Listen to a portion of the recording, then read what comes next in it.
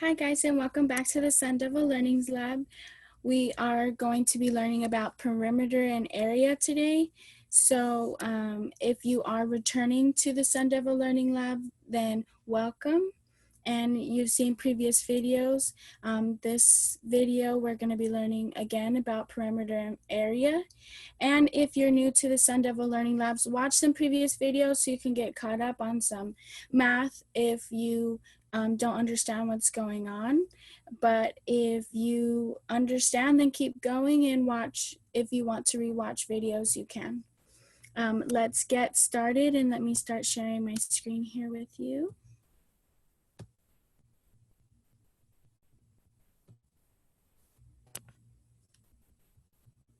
So again, we're going to be going over the perimeter versus area, what's the difference between those two, and also how to calculate those as well.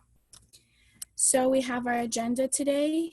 We have our materials. So we have our paper and pencils. So pause the video for 2 minutes if you don't have those materials already. And welcome back after you got your materials. And then we're going to go over our objectives today.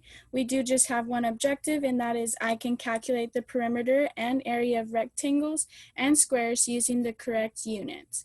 I want you to repeat that after me, and then we're going to get started. I can calculate the perimeter and area of rectangles and squares using the correct units. Okay, so our vocabulary today, we have area and perimeter. So the area is the amount of the square units to fill the inside of an object. So looking at this image that we have here, the area is the inside of the object. How many units are inside? While the perimeter, on the other hand, is the distance around the outside of an object. So the perimeter is that outside of the box. How big is this box? How far am I going to walk around it? This one is how much can I fill in this area? That is the difference between area and perimeter, and then we're going to also go over it with our lessons as well today. So before we get started, I really want you to think, and I want you to think, why are area and perimeter so important, and how could we use these skills in our lives outside of school? So pause the video, get some ideas. I'm going to come back with some of my own ideas on how we could use these skills outside of school, and then we'll come back. So pause the video for 3 minutes to think about these questions. Okay, welcome back. So my answer for why are area and perimeter important, this just helps you figure out how far you could walk around a building. That's the perimeter, because that's around the outside. Or how much tile or carpet I want to put inside of my bedroom or my house. That's when the area comes into play, because tiles are little squares or rectangles, or however you want your tiles to be. You need to find out what's the area inside of your house in order to buy how much material we need to do that tile, or grass in a garden or in your lawn. And then the perimeter could be, if you're putting rocks around your garden, how much rocks are you going to need to put around the perimeter or around the outside of your garden? And those are also ways that those skills can be used outside of school. Okay, so when we find area, we are covering a figure. So let's say I have a circle and I want to know how much I can fill inside that circle. That is going to be my area. What am I going to need to put inside that circle? And when we find the perimeter, we're finding the distance around that figure. So let's say I have a circular table at my school and we want to fill it with gumballs. And we know that each gumball is probably 1 centimeter each, or even bigger. Let's say it's 1 inch. And I want to know how much of that area of my table, we're going to put it as a square. Let's say we have a square table and I want to fill that table with gumballs that are 1 inch each. Well, we're going to need to use area and how to find the area of the table in order to know how many gumballs we need to put on top of that table. And then we could find how long or how many centimeters is it going to be to walk around the table. That's just an example. We're going to go into more examples as well in our lesson. So the area. Again, the definition of area is the amount of the square units to fill the inside of an object. So this is my object I have here. It's not really an actual shape like a square or a rectangle or a circle. This was my object. I want to know how many units it's going to be. Well, in my square, each square is 1 unit around to the top. So I'm going to count how many squares I have here, and I have 10. So my area of this object is 10 units squared, because we always have squared units because we're going to be multiplying. It'll make more sense when I show you more examples. So then we have this object or shape that we have. Well, each of those 2 halves makes a whole, so we have 8 squares, and then those 2 halves are going to make another square, so our area is going to be 9 units squared. And then here's my other object. This time it's a rectangle. It's easier to visually represent what we're trying to do to find the area. So each of these boxes stands for 1 unit, or let's put it in centimeters, but that's 1 centimeter the width, and the height is also 1 centimeter. So we're going to calculate. We know we have 2 rows and we have 3 columns, and the equation for area is area equals the length times the width. So the L stands for the length and the W stands for the width. So when we're trying to find the area of this rectangle on the right side here, we have A equals 3 times 2 because that's the length, and 2 rows is the width. So our area is going to be 6 units squared because we don't have a specific value for these squares, so we're just going to say units. And it's squared because you're multiplying 2 units together, the rows and the columns, so that is going to be squared. If we use inches, then it would be inches squared. If we use feet, it'll be feet squared because you're multiplying feet times feet, and that's squared. So then we have another object here. This time we don't have any markers to tell the difference, so we can't count how many boxes we have here, because here we have 6 units, so that's 1, 2, 3, 4, 5, 6. Here there are no units, so no squares to signify the difference of what it is, but we have our numbers. So our length is going to be 4, and our width is going to be 6. So our area equals the length times the width, so that's 4 times 6. So the area equals 24 units squared. Again, right here, we don't know how many, what our value is, so we're going to put units. This is going to be very important when we go into future math problems, because we're going to need to know what those units are in our future math problems. So the perimeter is different. The perimeter is the distance around the outside of an object. So this is not necessarily a square. This is, I believe it's a rhombus. So we have our sides. We know that the perimeter, the equation for perimeter is our side plus our side plus our side plus our side, or however many sides we have. In this case, we have 5 sides, so we're going to have 5 sides to count in there. We have 7, 5, 5, 3, and 3.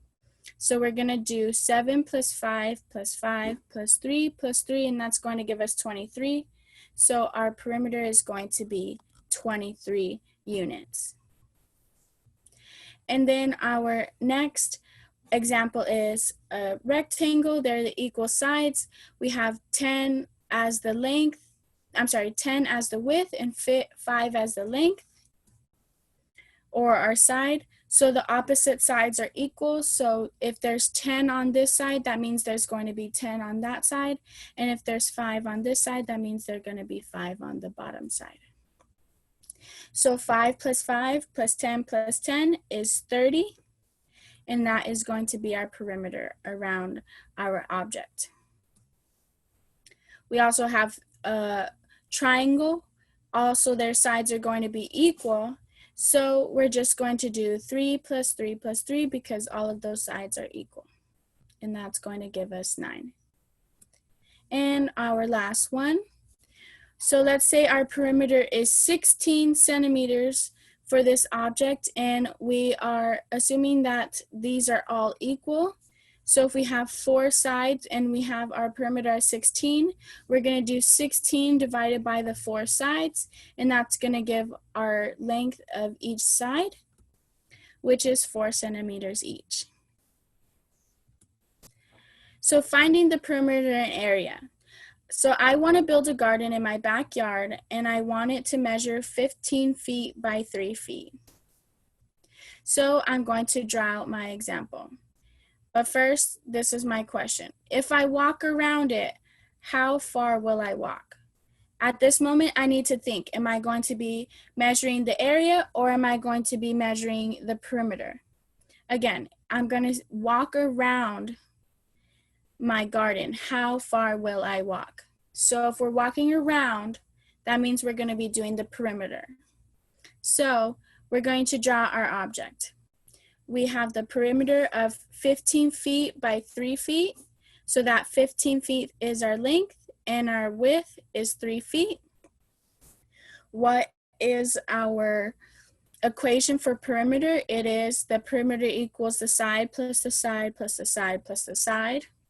So that means I'm going to add 3 plus 15 plus 3 plus 15, and that's going to give us 36 feet. That is our perimeter around our garden. So my next question is, I want to put fabric on the bottom of my garden so that weeds don't grow through. So now, how much fabric do I need for the bottom of my garden? So that's asking us for the area inside of the garden.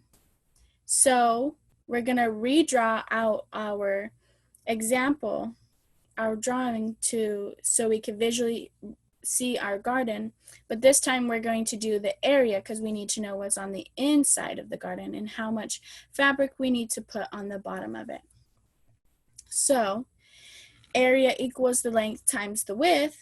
So our length is 15 and our width is 3 feet. So area equals 15 times 3. And that is going to be 45 feet squared because we're multiplying the feet times the feet. And that's going to give us feet squared. And then we're going to have 45. So now we have a we do. So Anne jogged one time around the square park. One side of the park is 7 feet.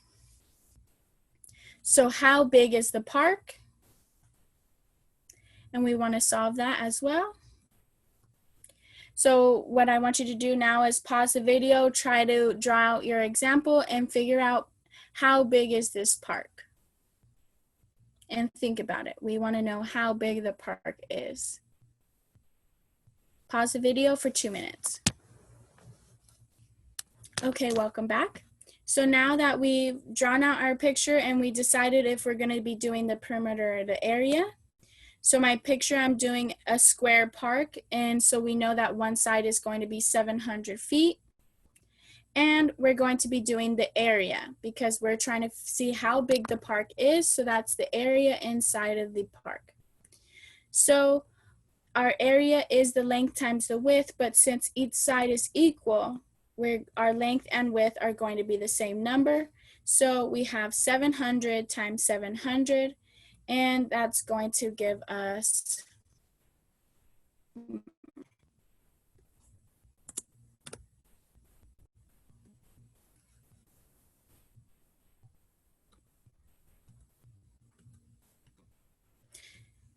So we have 700 times 700, and that's going to give us 4,900 feet squared because we're doing feet times feet, and that's going to give us feet squared. 700 times 700 is 4,900. Oh no, that is not right. Again.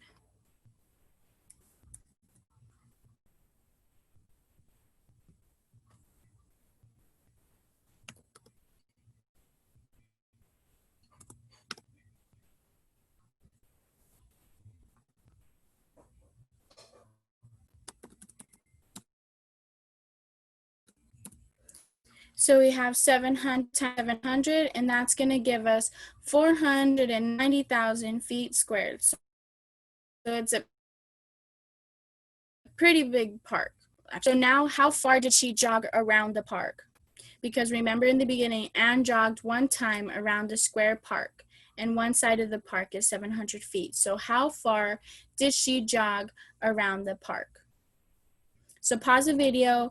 Now that we did the area, now we have to do the perimeter. So redraw out your example and then solve for the perimeter.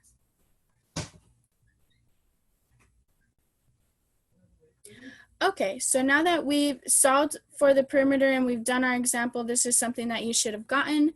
We have our square, and we know that the perimeter of one side of it is going to be 700. If it is an equal square, we're going to add 700 in each one of those sides. We know perimeter is the side plus the side plus the side plus the side. So that's going to give us 700 plus 700 plus 700 and plus 700. So that is going to give us 2,800 feet. And that's how far she jogged around that park, which it probably took her a long time because 2,800 feet is a lot. So now we're going to be doing a you-do. This is going to be your time to answer these questions. So Becky is building a pool in her backyard and put a line of 1 foot tiles around the pool. The first question is, how big is the pool going to be if the pool is 15 feet by 20 feet?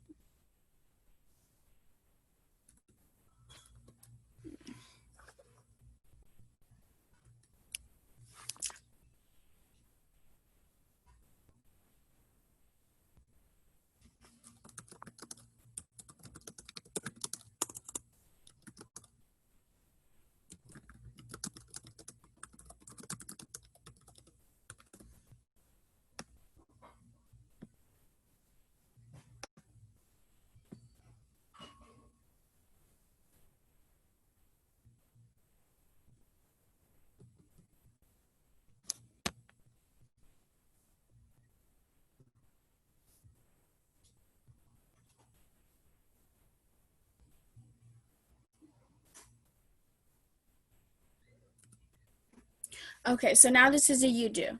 So Becky is building a pool in her backyard and put a line of 1 foot tiles around the pool.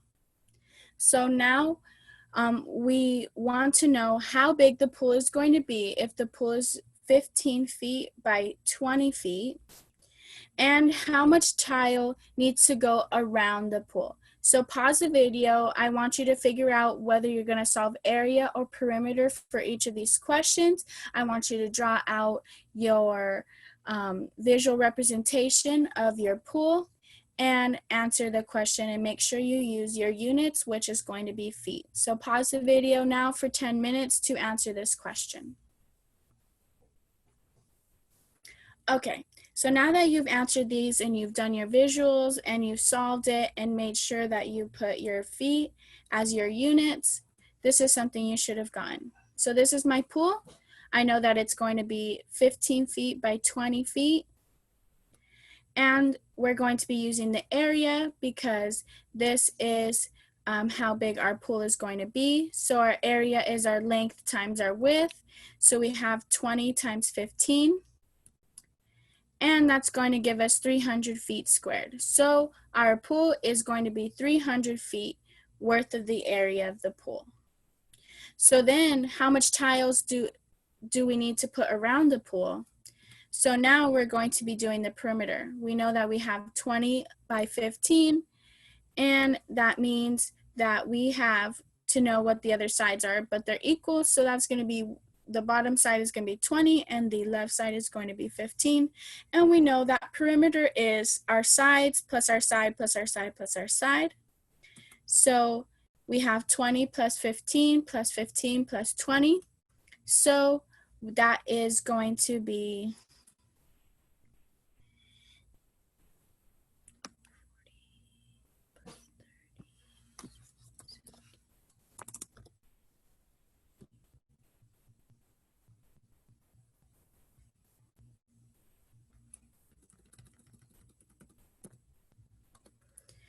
so that is going to be 70 feet. That is how much tile we need to put around the pool. 70 feet worth of tile. So here are some more problems that you can solve on your own. So pause the video again for 10 minutes. You could solve these problems however you need, if you need the visual representation, or you could just use your area or your perimeter equations as well. So Anna's backyard is a rectangle that measures 20 feet by 40 feet. If she puts a fence up all the way around the yard, how much fence does she need? And if she replaces the grass in the yard, how much grass will she need? The second question is, Jose owns a piece of land that has 4 equal sides. One side is 3 miles long. How many square miles of property does he own? And how many tiles will it take to walk around the land? So pause the video now for 15 or for 10 to 15 minutes to answer these questions. Okay, so now that we're back and we've done our visuals, or we've just used our equations, however you needed to solve these problems. So the first one is, if she puts a fence all the way around the yard, how much fence does she need? That knows that we need to do the perimeter because it's around the yard. So we should have gone 120 feet.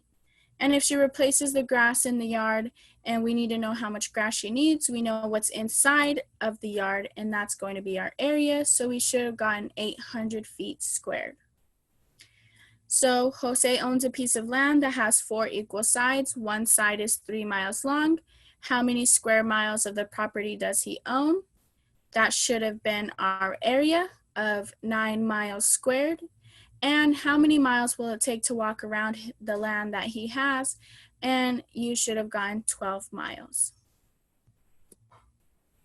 Here are some more problems that we can do. So I want you to look at these figures, and I want you to think, do you think any of these figures have the same perimeter? And I also want you to think, do you think any of these figures have the same area? So pause the video now and answer yes or no to these questions. So pause for 2 minutes. Okay, so now that you've paused the video and you've answered these questions, my first answer is yes. I see some of the figures may have the same perimeter. They may be different sizes, but they do have the same perimeter. And then we also see here, do any of the figures have the same area? My answer was no. None of these figures have the same area. And we're going to go into that depth into the next one. So we have A, B, C, D, and E. I want you to find the perimeter of each of these squares, and each of the squares stands for a centimeter, so they're 1 centimeter on each side. And we want to find the area. So pause the video again for 2 to 3 minutes or more if you need more time to find the perimeter and the area of each of these squares and rectangles. Okay, so now that we found the perimeter and the area, we should have gotten something like this. The perimeter of A is 10 centimeters, and the area is 6 centimeters squared. The perimeter of B is 12 centimeters, and the area is 9 centimeters squared. The perimeter of C is 16 centimeters, and the area is 12 centimeters squared. The perimeter of D is 16 centimeters, and the area is also 16 centimeters squared. And E, the perimeter is 10 centimeters, and the area is 4 centimeters squared. If you notice, these two have the same perimeter. Even though that they are a different shape, they are going to have the same perimeter because they have 6 on one side and 6 on the other. So that's 12 plus 2 and 2. That's going to give us 16. And then 4 plus 4 plus 4 plus 4 is also going to give us 16. So those perimeters are going to be the same even though they are different shapes. So we have our extra games in the zoo designer. So you could design a zoo using different squares and rectangles, and shape surveyor. So you're going to be able to find the area and the perimeter of these of different shapes using your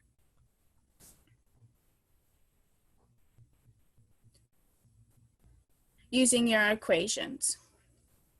So our objective was I can calculate the perimeter and the area of rectangles and squares using the correct units. That's what we just did in the previous slide, and we've also done that throughout the whole lesson. So you will be able to get those extra games on the learning guide. And if you have a problem with the lesson, so go back through it if you need more help, and also try practicing those games and playing some of them so it helps you get a better understanding of area and perimeter throughout the week. This week we are going to be going over some more areas and also the area and the circumference of a circle. So stay tuned for the future videos as well, but I hope you guys have a good day.